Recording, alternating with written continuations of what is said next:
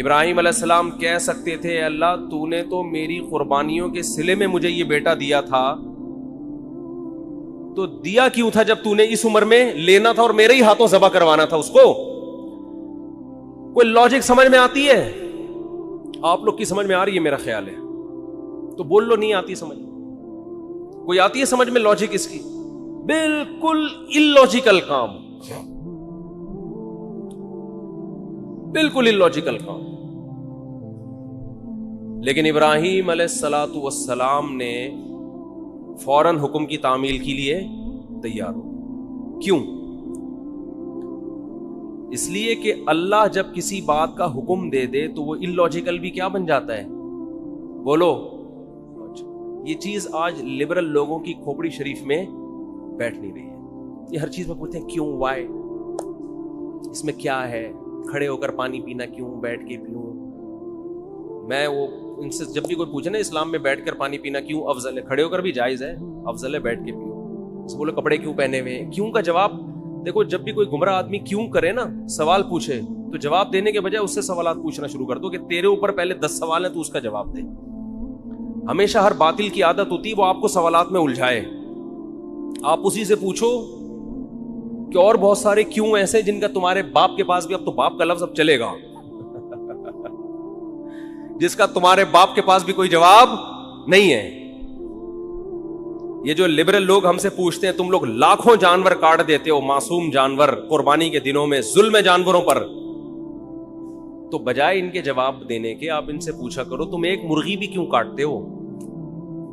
جو میکڈونلڈ میں اتنی لاکھوں مرغیاں کٹ کے برگر میں آتی ہیں، یہ کس بیس پر کاٹ رہے ہو؟ کیونکہ انسان اتفاق سے جب وجود میں آیا ہے، یہ جانور بھی اتفاق سے وجود میں آئے ہیں، تو اتفاق سے وجود میں آئی ہوئی چیزوں میں کسی کو کسی پر برتری حاصل نہیں ہوتی.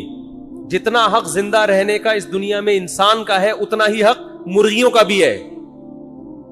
آپ کہہ سکتے ہو کہ جانور بھی تو ایک دوسرے کو کھاتے ہیں، تو وہ تو جانور ہے نا، وہ تو گدھے ہیں ان کو تو سینس نہیں ہے. آپ کو تو کھوپڑی دی اللہ نے، اللہ کو نہیں مانتے، چلو فطرت نے دی آپ کو کھوپڑی، اور آپ کے پاس کھانے کی دنیا میں اور کم چیزیں. دال کھاؤ، ماش کی دال میں اتنا پروٹین ہے، گوشت کی ضرورت کافی حد تک پوری کر دیتی ہے ماش کی دال. ہندو کھاتے ہیں نا دالیں کھا کھا کے تو 99 سال زندہ رہتے ہیں. تو کوئی زندہ رہنے کے لیے گوشت کھانا ضروری نہیں ہے. اسلام نے جو ہمیں گوشت کھانے کا حکم دیا وہ تو اور بہت سارے، اس میں تو ابھینندن کی وجہ سے قائم ہے. یہ اس میں تو یہ کہا بھائی وہ آئے گا تو تم گوشت کھاؤ گے تو اوپر جا کے اس کو چائے پلا کے رخصت کرو گے. دالوں پہ یہ کام، جو دال پہ سیٹ ہو گیا، جو سبزی پہ سیٹ ہو گیا، وہ یہ کام 10-20 سال امریکہ نے افغانستان میں گھاس کھائی کہ نہیں کھائی؟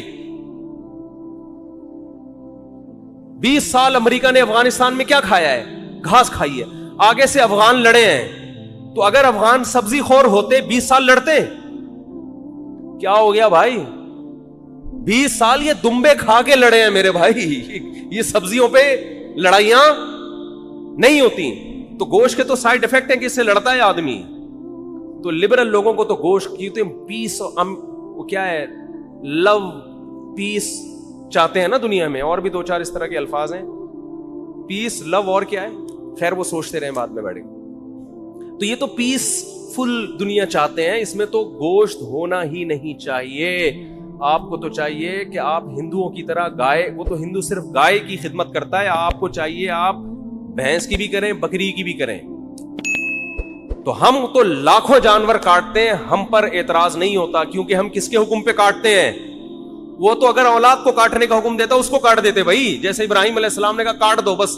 جب illogical کام اللہ نے کہہ دیا تو وہ illogical رہا نہیں ہے، وہ لاجیکل، وہ سراپا لاجک سے بھرا ہوا کام ہے. وہ خدا ہے بھائی، ہم تو خدا کے غلام ہیں. ہمیں پیدا، اگر اللہ ابراہیم علیہ السلام کو حکم دیتا اسماعیل کو کاٹو، وہ نہیں کاٹتے. اللہ ویسے ہی بھی تو اٹھا سکتا تھا نا.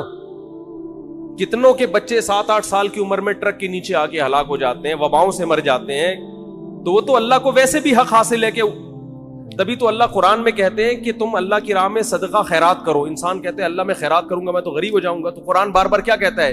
یبسط الرزق لمن یشاء ویقدر، جس کے لیے میں چاہتا ہوں رزق کے دروازے کھول دیتا ہوں، جس کے لیے میں چاہتا ہوں تنگ کر دیتا ہوں. تو یہ تو میرے ہاتھ میں ہے. میں تمہیں ویسے بھی غریب کر سکتا ہوں، صدقہ دو. اگر اس سے غریب ہو بھی گئے ثواب تو ملے گا نا.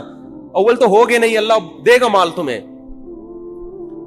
تو ہمارے پاس تو دلیل ہے ہمارے رب کی طرف سے. اس نے ہمیں حکم دیا بقرعید کے 3 دنوں میں اپنے حبیب سے کہلوا دیا صلی اللہ علیہ وسلم, اللہ کو جانور کا خون بہانے سے زیادہ کوئی عمل محبوب, بولو نا بھائی, نہیں ہے. تو ہمارے پاس تو دلیل ہے کہ ابراہیم کو اللہ نے حکم دیا اپنے بیٹے کو ذبح کرو. اولاد کا ذبح کرنا اللاجیکل کام, کسی انسان کو کاٹنا اللاجیکل, لیکن اللہ کے کہنے سے کیا بن گیا؟ لاجک سے بھرا ہوا. اب اس پہ اعتراض کرنا اللاجیکل ہے, تو وہ خدا اگر ہمیں دمبے کاٹنے کا حکم دے اور اس میں انسانوں کا فائدہ بھی ہو, خود ان جانوروں کا بھی فائدہ ہے, خود ان جانوروں کا. اگر یہ جانور نہ کٹیں تو یہ تو بڑھاپے میں ان کو کون پوچھے گا؟ آپ انڈیا میں گایوں کی حالت دیکھو, بوڑھی گایوں کی, جن کو ماں جب بنایا ہے تو ماں جیسا بڑھاپے میں سلوک تو کرو ان کے ساتھ. کوئی پوچھنے والا نہیں ہوتا ان جانوروں کا. ان جانوروں کا جوانی میں کٹ جانا ان کے لیے بھی فائدہ مند اور انسانوں کے لیے بھی فائدہ مند ہے. اور اللہ کہتے ہیں سخرھا لکم, ان جانوروں کو اللہ نے کس کے لیے بنایا؟ ہمارے لیے. تو جو مذہب کو نہیں مانتے ان سے سوال ہے کہ تو ایک مرغی بھی کس بیس پہ کاٹتا ہے؟ اے بھائی تم شکار کس بیس پہ کرتے ہو؟ یہ جانوروں کو بھی زندہ رہنے کا اتنا حق ہے جتنا انسانوں کو ہے. تو ان سے سوال کیا کریں ان کے بجائے ان کا جواب دینے کے. تو میں یہ عرض کر رہا تھا کہ ابراہیم علیہ الصلوۃ والسلام نے جو کام کیے دنیاوی قانون کے لحاظ سے وہ سارے کے سارے اللاجیکل, کوئی لاجک اس کی. کیا ہو گیا یار, پسینے میں ڈوب رہے ہیں اور منہ سے پھوٹ دو یار, نہیں بنتی نا. آج تو کچھ زیادہ ہی مرجھائے ہوئے لگ رہے ہیں. اس کی کوئی پشاور میں جب میں نے جملہ ادھورا چھوڑتا نا, ایسے ادھر سے آواز پورا مجمع گونجتا, تو ان کو میں نے کہا فل ان دا بلینکس, مگر آرام سے, خالی جگہ پر کرو مگر آرام سے. لوگوں میں جوش ہے نا, دمبے. تو دمبا بولتا ہے دمبا کیا ہے؟ بولتا ہے. مچھلی نہیں بولتی, مچھلی میں زیادہ طاقت نہیں ہے. طاقت کس میں ہے؟ مچھلی کھایا کریں, ویسے صحت کے لیے اچھی چیز ہے, لیکن جو پاور آئے گی نا, بازوؤں میں طاقت آئے گی, وہ دمبے سے آئے گی, وہ مچھلی سے نہیں آئے گی. خیر, تو ابراہیم علیہ السلام نے جو سارے کام اللاجیکل کیے, تبھی تو وہ کیا بنے. دیکھو اس کا یہ مطلب نہیں ہے کہ ہر اللاجیکل کام آپ کرنا شروع کر دو. ہمارے دینداروں میں یہ ایک بڑا مسئلہ ہے, جتنے بھی کام کریں گے سارے کھوپڑی سے, کسی کی کھوپڑی میں سمجھ میں نہیں آئیں گے کر کیا رہے ہیں. جب اللہ اس کے رسول نے حکم دے دیا تو پھر نہ دیکھو, جب تک حکم نہیں دیا تو ہمیں کھوپڑی استعمال کرنے کا حکم ہے. کوئی بھی اللاجیکل کام کرنے کی ہمیں اجازت نہیں ہے. دکان کو بند کیا, آیت الکرسی پڑھ کے پھونک مار کے آگے کے ڈاکوؤں سے حفاظت رہے گی, تالا نہیں لگایا, تو یہ لاجیکل ہے یا اللاجیکل ہے؟ اسلام نے حکم دیا بھائی پہرے رکھو, تالے لگاؤ, حفاظت کرو. نبی نے حکم دیا رات کو چراغ کو جلتا ہوا مت چھوڑو, فَإِنَّ الْفُوَيْسِقَةَ تَضْرِبُ النَّارَ عَلَىٰ أَهْلِهَا. چوہا بعض دفعہ چراغ کو الٹ کے آگ لگا دیتا ہے, اتنی احتیاط کا حکم دیا ہے. تو رات کو آگ کو جلتا ہوا چھوڑنا اللاجیکل کام ہے, اس کی کوئی نہ ضرورت ہے اور یہ حادثے کا ذریعہ ہے. نبی نے فرمایا, ایک صحابی ایسے کنکر کو نا ایسے پھینک رہے تھے, آپ نے فرمایا یہ اس سے نہ کوئی دشمن ہلاک ہوگا, اس سے کسی کی آنکھ پھوٹ سکتی ہے. لوگ اٹھا کے پتھر پھینک رہے ہوتے ہیں نا ویسے ہی ٹائم پاس کرنے کے لیے, کسی کے لگ سکتا ہے.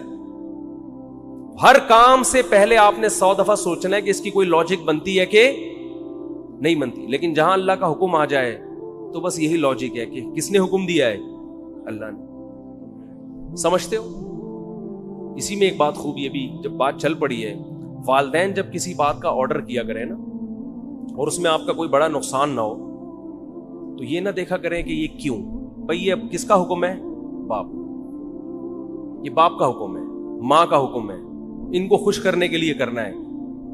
اس میں زیادہ پنچایتوں میں نہ جایا کریں یہ کیوں کہہ رہے ہیں, یہ کیوں کہہ رہے ہیں. بھائی جو کہہ رہے ہیں کر لو یار, یہ خوش ہو جائیں گے, بس ان کو خوش کرنا ہمارا مقصد ہے.